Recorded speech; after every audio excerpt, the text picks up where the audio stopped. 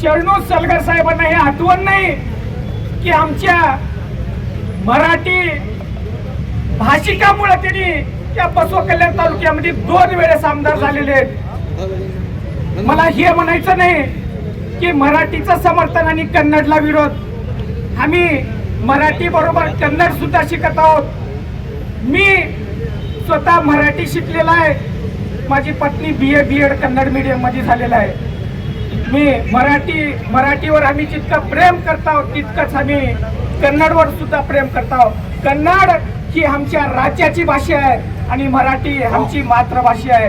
परंतु शरणू सलगर साहेब हे जे विधान केल्यात ते मराठी माणसाच्या मनाला लागणारं विधान आहे. त्याच्यामुळं ज्या ठिकाणाहून त्यांनी हे विधान केल्या त्याच ठिकाणी मराठी माणसाची माफी मागायला पाहिजे. आणि दुसरी गोष्ट म्हटलं तर सलगर साहेब तिथे प्रेस मीट घेऊन म्हटले, मी हुमनाबाद असेल, भालकी असेल, बाराळी औराद असेल किंवा बिदर असेल, तिथल्या लोकांचं जर मन दुखत असेल तर मी त्यांची माफी मागतो. आणि या बसव कल्याण मधल्या मला बसव कल्याण मध्ये 4च लोक विरोध करणार आहेत आणि त्यांना मी बघायला तयार आहो म्हटल्यात.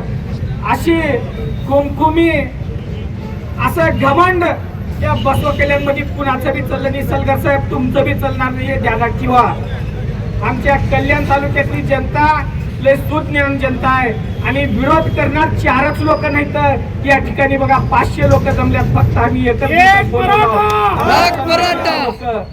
आणि येणाऱ्या काळात जर तुम्ही तुमचं हे स्टेटमेंट मागे नाही घेतलं तर ह्याच्यापेक्षा मोठा मोर्चा आम्ही बिदर DC ऑफिसला करतो. समजा आम्ही काय कमजोर नाही. तुमच्यापाशी बसून ते जे 4 लोक तुमचे जे बोलले ते काही बी नाहीत म्हणून समजा. आज ज्या गावातले लोक बोलल्यात त्या गावातले 25 लोक आज आमच्या सोबत आल्यात. मन्नाडीहून आल्यात, उजळंबून आल्यात, झालं वाचनाळहून आल्यात आणि ते कोटमाळहून आल्यात, मोरखंडीहून आल्यात, आमच्या गडीहून राहून आल्यात. अजून आम्ही हे एकच दिवसामध्ये तयारी केला. मोर्चे आहे म्हणून सांगितलं. आम्ही कुठे मीडियाला इथे बाईट देऊन हे लोक बोलविले नाहीत. फक्त फोनवर आले एवढे लोक इथं. तुम्ही तुमचं स्टेटमेंट पाठीमागे घ्या. आम्ही मोर्चा हे खूप शांतीनं काढलो. त्याच्या पुढे आम्ही का करतो तुम्हाला नंतर कळल. एवढं बोलून मी माझे 2 शब्द संपवितो. जय हिंद, जय कर्नाटक.